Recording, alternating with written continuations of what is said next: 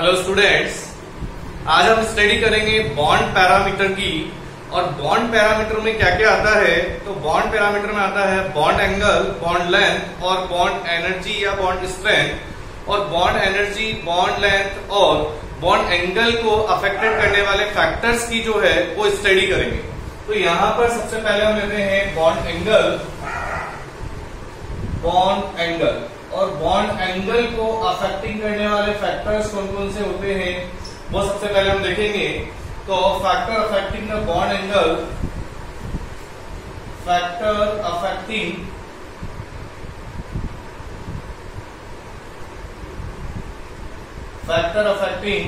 The bond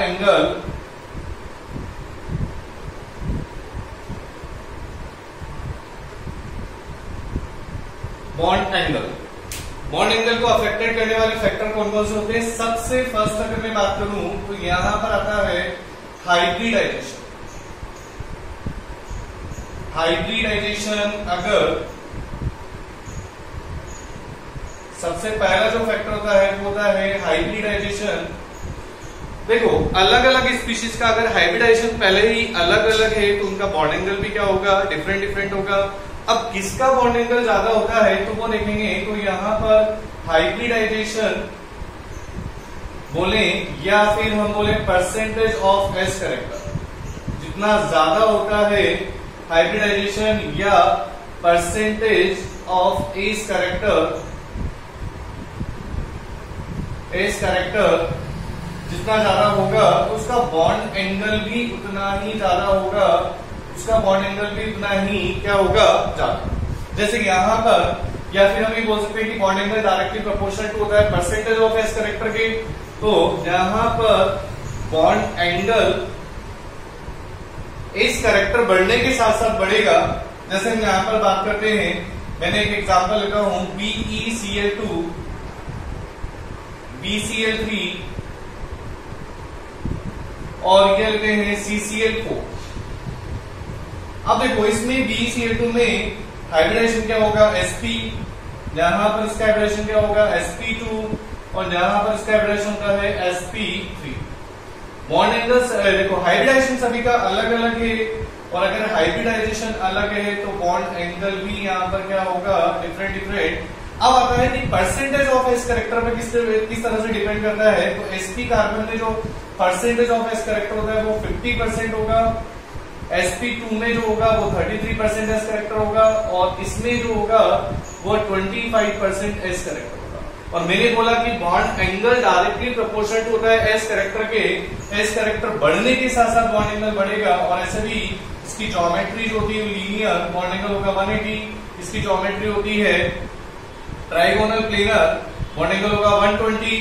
और इसकी होती है टेट्राहेड्रल, तो यहाँ पर बॉन्ड एंगल होगा 109, 28 मिनट। तो इस तरह से सबसे ज्यादा बॉन्ड एंगल होगा BeCl। इसी तरह सेकंड एग्जांपल लेते हैं। यहाँ पर ये फर्स्ट एग्जांपल, सेकंड एग्जांपल की अगर बात करें तो जैसे मैंने CH ट्रिपल बॉन्ड CH, ये इथाइन है, ये एथीन है। और यहां पर हम लेते हैं इथेन CH3 और यह CH3। वही यहां पर कार्बन का हाइब्रिडेशन sp2 और यह होता है sp3। तो सबसे ज्यादा बॉन्ड एंगल होगा sp। सीधी सी बात है।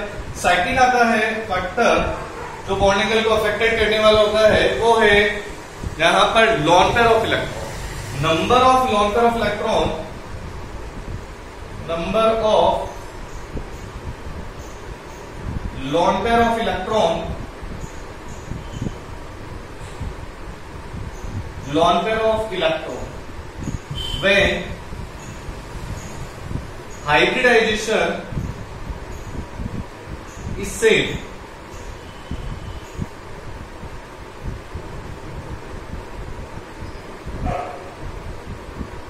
देखो, जब हाइब्रिडाइजेशन सेम हो और लोन पेयर ऑफ इलेक्ट्रॉन अगर डिफरेंट हो, क्योंकि हाइब्रिडाइजेशन अगर सेम है तब तो एस कैरेक्टर भी क्या हो जाएगा, सेम।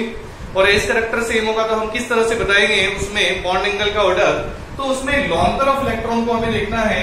और लोन पेयर ऑफ इलेक्ट्रॉन जितना डिफरेंट होगा, मतलब lone pair of electron different होने पर बॉन्ड एंगल को किस तरह से अफेक्टेड करेगा। तो bond angle directly inversely proportional होता है number of lone pair of electron. LP, lawn pair of electron बढ़ने के साथ साथ बॉन्ड एंगल क्या होगा, डिक्रीज होगा। कैसे, देखो यहां पर एग्जांपल लेते हैं, इसमें यहां पर मैंने लिया CH4 NH3 और लेते हैं H2। अब यहां पर देखो CH4 में कोई लॉन पेयर ऑफ इलेक्ट्रॉन नहीं है, हाइब्रिडाइजेशन तीनों का सेम है, sp3 और sp3। हाइब्रिडाइजेशन जब सेम हो और सेंट्रल एटम पर lawn pair of electron different हो, तो जिसमें जितने ज्यादा लॉन पेयर ऑफ इलेक्ट्रॉन होंगे उसमें लॉन पेयर रिपल्शन ज्यादा होगा, और लॉन पेयर रिपल्शन ज्यादा होने की वजह से बॉन्ड एंगल क्या हो जाएगा, डिक्रीज। जैसे मैं यहाँ पर एक्सप्लेन करता हूँ, यह मैंने OH लिया H2, यह लॉन पेयर ऑफ इलेक्ट्रॉन है, यह लॉन पेयर ऑफ इलेक्ट्रॉन है। अब lone pair repulsion is greater than होता है या मोर होता है लॉन पेयर बॉन्ड पेयर और बॉन्ड पेयर रिपल्शन से, तो ये इसको भी इधर पुश करेगा, इसको भी इधर पुश करेगा, तो इनका जो बॉन्ड एंगल होना चाहिए 109 से डिक्रीज होकर के और कितना हो जाता है 104 हो जाता है, 104.5। तो यहां पर कुल मिलाकर के इसमें बॉन्ड एंगल में कोई चेंज नहीं आएगा, 109.5 या 109.28, इसमें 107 हो जाता है और इसमें 104.5 हो जाता है। जैसे जैसे lawn pair of electron increase होंगे वैसे वैसे बॉन्ड एंगल क्या होगा, डिक्रीज। इसी का एक और एग्जांपल ले लेते हैं, यहां पर NH4+, जैसे यहां पर NH3 एक लॉन पेयर ऑफ इलेक्ट्रॉन है, NH2-, इसमें 0 lone pair of electron, hybridization sp3, इसमें 1 lone pair of electron, hybridization sp3, इसमें 2 lone pair of electron, hybridization sp3। Lone pair of electron बढ़ेंगे, बॉन्ड एंगल क्या होगा, डिक्रीज। तो इस तरह से हम पहला जो फैक्टर था वो है हाइब्रिडाइजेशन। हाइब्रिडाइजेशन अगर अलग अलग है तो बॉन्ड एंगल डेफिनेट अलग अलग होंगे, और सेकंड फैक्टर है जब हाइब्रिडाइजेशन सेम हो तो उसमें लॉन पेयर ऑफ इलेक्ट्रॉन देखेंगे और number of lone pair of electron increase होने के साथ साथ बॉन्ड एंगल क्या होगा, डिक्रीज। और हमने यहाँ पर 2 एग्जांपल्स से इसको। नेक्स्ट फैक्टर लेते हैं थर्ड। पहला फैक्टर था हाइब्रिडाइजेशन, सेकंड हमने लिया number of lone pair of electron when hybridization is same, और थर्ड फैक्टर हम ले रहे हैं कि number of lone pair of electron and hybridization will be same. Then यहां पर इलेक्ट्रोनेगेटिविटी ऑफ सेंट्रल एटम, इसको देखेंगे हम, यहां पर इलेक्ट्रोनेगेटिविटी ऑफ सेंट्रल एटम की अगर इंक्रीज होती है वैसे वैसे बॉन्ड एंगल भी क्या होगा, इंक्रीज। तो थर्ड फैक्टर हम यहां पर लेते हैं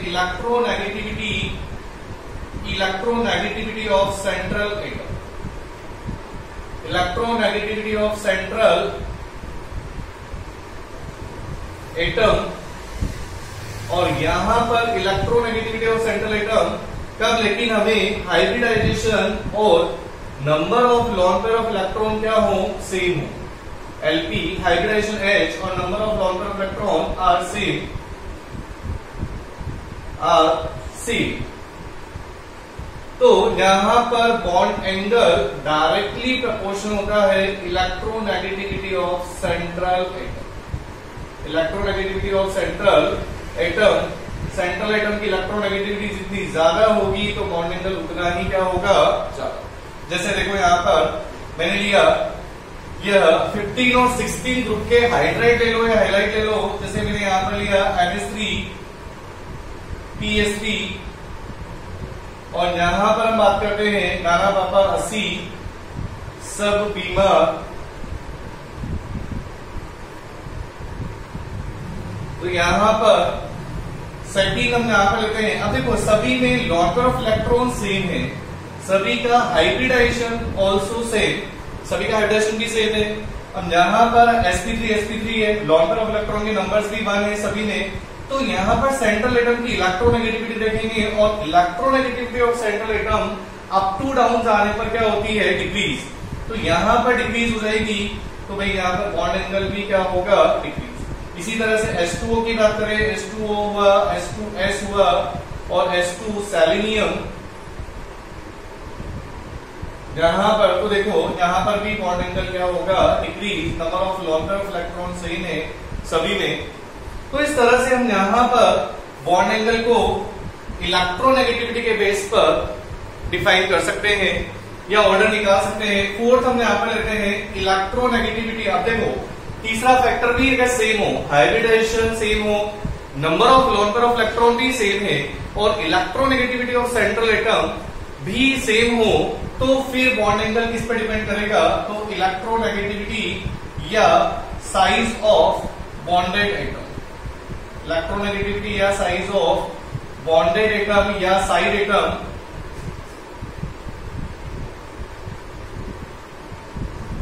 और साइड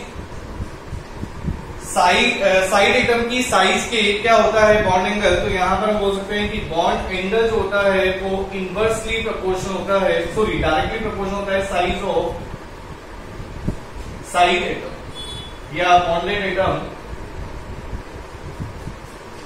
यहां पर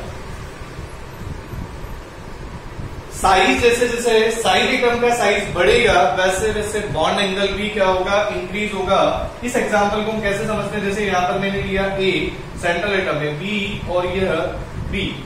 अब देखो इसका साइज छोटा है तो इनमें रिपल्शन क्या होगा? कम। लेकिन अगर यही चीज अगर मैं यहां पर लेता हूं डी और यह डी और इसका साइज बड़ा है तो रिपल्शन क्या होगा? ज्यादा। तो साइड एटम का साइज इंक्रीज होने के साथ साथ उसका बॉन्ड एंगल भी क्या होगा? इंक्रीज। लेकिन सेंट्रल एटम क्या होना चाहिए? सेम। या सेंट्रल एटम की इलेक्ट्रोनेगेटिविटी जैसे यहाँ पर PCl3, PbR3 और PI3। अब देखो यहां पर लेते हैं और PF3 भी ले लो बल्कि साथ में, कोई दिक्कत नहीं है। तो यहां पर हाइब्रिडाइजेशन सेम है, second number of lone pair of electron भी सेम है और यहां पर इलेक्ट्रोनेगेटिविटी ऑफ सेंट्रल एटम भी क्या है? सेम है। तीनों फैक्टर सेम है तो हम क्या देखेंगे? यहां पर साइड एटम और साइड एटम का साइज जैसे जैसे बढ़ेगा वैसे वैसे बॉन्ड एंगल क्या होगा? इंक्रीज होगा। यही चीज अगर हम NCl3, NBr3 और Na3 में लेते हैं तो ये का ही सेम आ जाता है। तो इस तरह से हम यहां पर बॉन्ड एंगल के ऑर्डर को डिफाइन कर सकते हैं। उसके बाद आता है 5th नंबर पर एक और रेगुलर ज्योमेट्री। रेगुलर ज्योमेट्री अब आता है 5th नंबर वाला जो पॉइंट आता है वो आता है रेगुलर ज्योमेट्री। रेगुलर ज्योमेट्री होती क्या है? जिनमें लॉन पेयर ऑफ इलेक्ट्रॉन नहीं होता है, no lone pair of electron, no lone pair of electron and all side atoms are seen।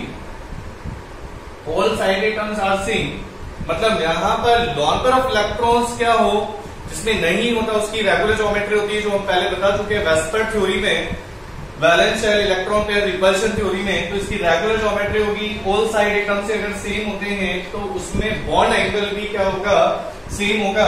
और यहां पर हम देखते हैं इस चीज को, जैसे मैंने यहां पर लिया BF3, BCl3, BbR3 और BI3।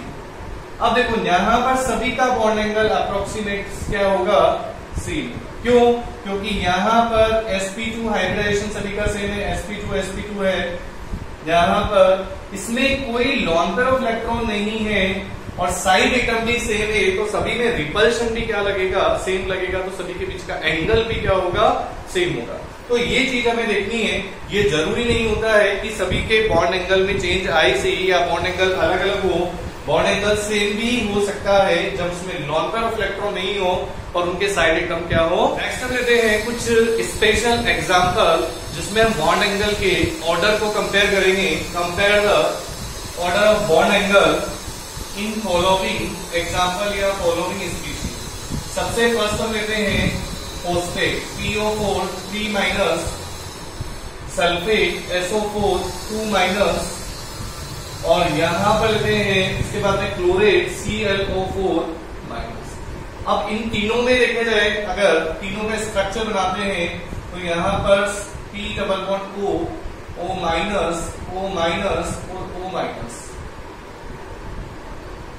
यहां पर आते हैं sulphate H double bond O, यहां पर भी O-, O-। क्लोरेट की अगर बात करें तो यह यहां पर O डबल बॉन्ड तो इस तरह से इन तीनों का स्ट्रक्चर होता है और स्ट्रक्चर के बेसिस पर हम बता सकते हैं कि इन तीनों का हाइब्रिडाइजेशन क्या होगा। इसका भी sp3 होगा, इसका भी sp3 होगा और इसका भी sp3 हाइब्रिडाइजेशन। हाइब्रिडाइजेशन सेम है तो क्या बॉन्ड एंगल भी सेम होना चाहिए। तो देखिए यहाँ पर all side atoms are same, molecule have no lone pair of electron और all side atoms are same. और यहाँ पर बॉन्ड लेंथ और बॉन्ड ऑर्डर भी सेम होता है। और जब बॉन्ड लेंथ बॉन्ड ऑर्डर भी अगर सेम होगा और उसमें कोई लॉन्ग पेयर ऑफ इलेक्ट्रॉन नहीं है और ऑल साइड एटम्स अगर सेम है तो ये डेफिनेट इनमें बॉन्ड एंगल भी क्या हो जाएगा, सभी में सेम हो जाएगा। तो यहाँ पर सभी का बॉन्ड एंगल क्या होगा, सेम। और ये जो फिनोमिना है कि no lone pair of electron और all side atoms are same और साइड एटम सेम होने के साथ साथ उनकी बॉन्ड लेंथ और यहाँ पर बॉन्ड ऑर्डर भी सेम होना चाहिए। और ये जो कंसेप्ट लगता है वो sp, sp2 और sp3 वाले हाइब्रिड मॉलिक्यूल्स के लिए लगता है, क्योंकि sp3d की बात करें या sp3d3 में एक्सियल और इक्विटोरियल बॉन्ड लेंथ अलग अलग होती है, उनका बॉन्ड एंगल भी क्या होगा, अलग अलग। तो ये इस पर एप्लीकेबल नहीं होगा, केवल और केवल इसी पर लगता है।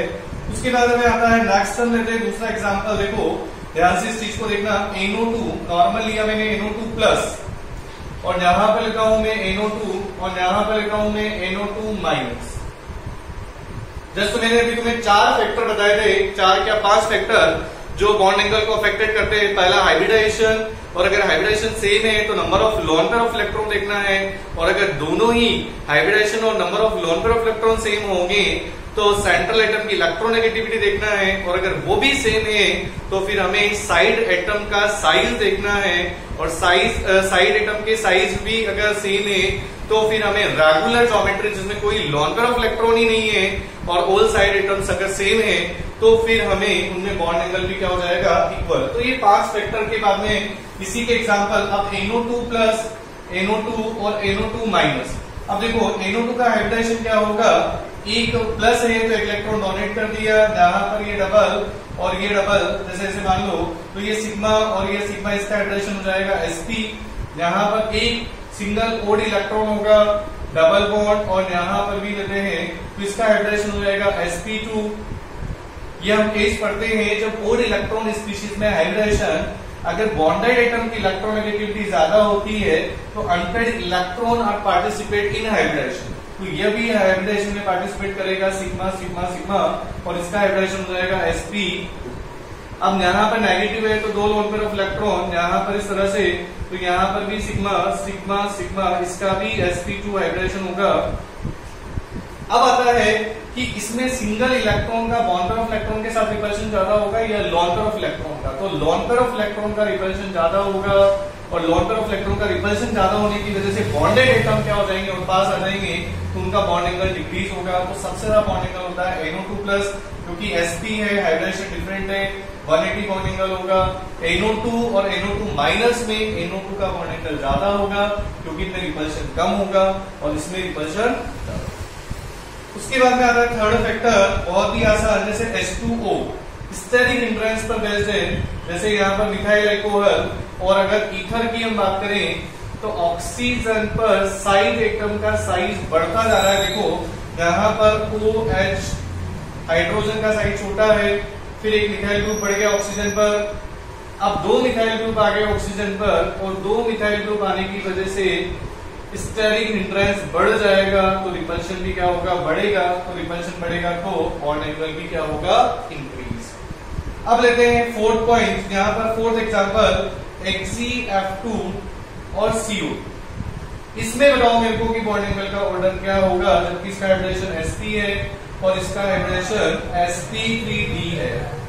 और sp3d है लेकिन इसकी ज्योमेट्री जो होती है वो लीनियर होती है, तो यहाँ पर बॉन्ड एंगल इसका भी 180 आता है और इसका भी 180 आता है। तो यहाँ पर हमें यह हाइब्रिडाइजेशन देख करके और हम मालूम कर सकते हैं इसकी ज्योमेट्री से, क्योंकि इसकी ज्योमेट्री लीनियर और इसकी भी लीनियर, तो हम बता सकते हैं कि इसका बॉन्ड एंगल भी क्या होगा, सेम होगा। यहाँ पर लोन पेयर ऑफ इलेक्ट्रॉन का कोई इफेक्ट नहीं लगेगा, क्योंकि HgF2 में हम पहले भी बता चुके हैं, क्योंकि यहाँ पर फ्लोरीन और फ्लोरीन एक लोन पेयर ऑफ इलेक्ट्रॉन इधर और एक लोन पेयर ऑफ इलेक्ट्रॉन इधर, एक लोन पेयर ऑफ इलेक्ट्रॉन इधर। दोनों का रिजल्टेंट इस डायरेक्शन में आएगा, इसका रिजल्टेंट इस डायरेक्शन में, तो लॉन पर ऑफ इलेक्ट्रॉन का इफेक्ट क्या हो जाएगा, कैंसिल हो जाएगा, तो यहाँ पर बॉन्ड एंगल क्या हो जाएगा, 180। ये एज पर थ्योरी में हम एक्सप्लेन कर चुके हैं। तो इस तरह से डिफरेंट मॉलिक्यूल्स के बीच में बॉन्ड एंगल को हम इस तरह से डिफाइन कर सकते हैं, बॉन्ड एंगल का ऑर्डर निकाल सकते हैं। नेक्स्ट हम बॉन्ड पैरामीटर में हम लेते हैं बॉन्ड लेंथ, और बॉन्ड लेंथ के साथ साथ बॉन्ड एनर्जी भी कवर हो जाता है, क्योंकि बॉन्ड एनर्जी इनवर्सली प्रोपोर्शनल होता है बॉन्ड लेंथ के। तो पहले हम यहाँ पर बॉन्ड लेंथ को देखते हैं, बॉन्ड लेंथ, और सभी को पता होगा कि बॉन्ड लेंथ पहले मतलब होती क्या है। तो बॉन्ड लेंथ जो होती है वो दो एटम के इंटरन्यूक्लियर डिस्टेंस को ही हम क्या बोलते हैं, ए और बी, जैसे दो एटम है इनका इंटरन्यूक्लियर डिस्टेंस को ही हम क्या बोलते हैं, बॉन्ड लेंथ। इसी को हम क्या बोलते हैं, बॉन्ड लेंथ। और बॉन्ड लेंथ होमोडायटोमिक मॉलिक्यूल्स में तो क्या होता है, दो एटॉमिक रेडियाई का सम होता है। वह यहाँ पर जैसे ए ले लेते हैं, या जैसे सेम ही मैंने एटम ले लिए होमोडायटोमिक मॉलिक्यूल्स, तो ए और ए में internuclear distance R A plus R. लेकिन होमो डायटोमिक मॉलिक्यूल्स में तो एटॉमिक रेडियाई का डबल ही क्या होता है, बॉन्ड लेंथ होता है, 2 आर कर देंगे इसको।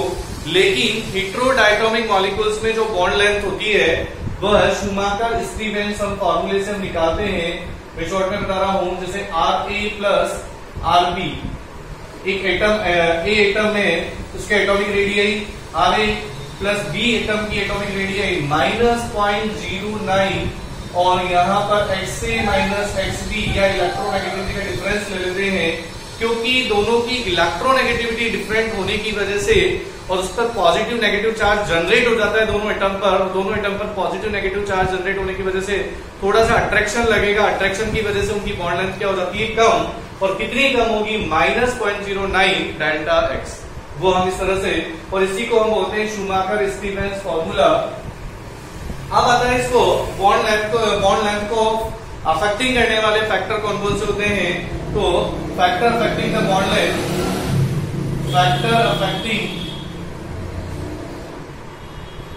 Affecting the bond length, factor affecting the bond length. और यहां पर फर्स्ट जो हम लेते हैं बॉन्ड लेंथ, इलेक्ट्रोनेगेटिविटी डिफरेंस या नंबर ऑफ शेल या शेल नंबर बोल दो। अब देखो बॉन्ड लेंथ जो होती है वो डायरेक्टली प्रोपोर्शनल होती है, नंबर ऑफ शेल इंक्रीज होने के साथ साथ बॉन्ड लेंथ भी क्या होगी, इंक्रीज। और इनवर्सली जो प्रोपोर्शन होता है इलेक्ट्रोनेगेटिविटी डिफरेंस, इलेक्ट्रोनेगेटिविटी डिफरेंस अगर बढ़ेगा तो बॉन्ड लेंथ डेफिनेट क्या होगी, इंक्रीज। एक चीज और है कि हमने अभी देखा था कि बॉन्ड एंगल जो होता है वो तो एस कैरेक्टर के डायरेक्टली प्रोपोर्शनल होता है, परसेंटेज ऑफ एस कैरेक्टर के बॉन्ड एंगल। और बॉन्ड लेंथ जो होती है वह पी कैरेक्टर, बॉन्ड लेंथ जो होती है परसेंटेज ऑफ पी कैरेक्टर अगर इंक्रीज होगा तो बॉन्ड लेंथ इंक्रीज। तो इस तरह से हम यहाँ पर बॉन्ड एंगल को बोल सकते हैं परसेंटेज ऑफ एस कैरेक्टर के डायरेक्टली प्रोपोर्शनल, और बॉन्ड लेंथ को हम बोल सकते हैं परसेंटेज ऑफ पी कैरेक्टर के डायरेक्टली प्रोपोर्शनल। अब आता है कि यहाँ पर जैसे नंबर ऑफ शेल्स अगर इंक्रीज है तो बॉन्ड लेंथ क्या होगी, इंक्रीज। तो यहाँ पर हम एग्जांपल लेते हैं, जैसे मैंने लिया HF, HCl, HBr और HI में अगर हम बॉन्ड लेंथ को कंपेयर करें तो देखो फ्लोरीन, यहाँ पर हाइड्रोजन सभी में सेम है, chlorine, bromine, iodine, number of shell increase हो रहा है, 2p का है, 3p है, 4p है, 5p। शेल इंक्रीज होने के साथ साथ बॉन्ड लेंथ क्या होगी, इंक्रीज। यहां पर अगर बात करें F2, Cl2, Br2 और I2, सिंगल बॉन्ड लेंथ की हम बात कर रहे हैं, तो शेल नंबर जैसे जैसे इंक्रीज होगा वैसे वैसे बॉन्ड लेंथ भी क्या होगी, इंक्रीज। तो इस तरह से ये दो एग्जांपल। उसके बाद आता है नेक्स्ट, बॉन्ड लेंथ को अफेक्टिंग करने वाले फैक्टर में बॉन्ड लेंथ जो होती है इनवर्सली प्रोपोर्शनल होती है बॉन्ड ऑर्डर। और बॉन्ड ऑर्डर का मतलब क्या होता है, number of bonds between two atoms, bond order, number of bonds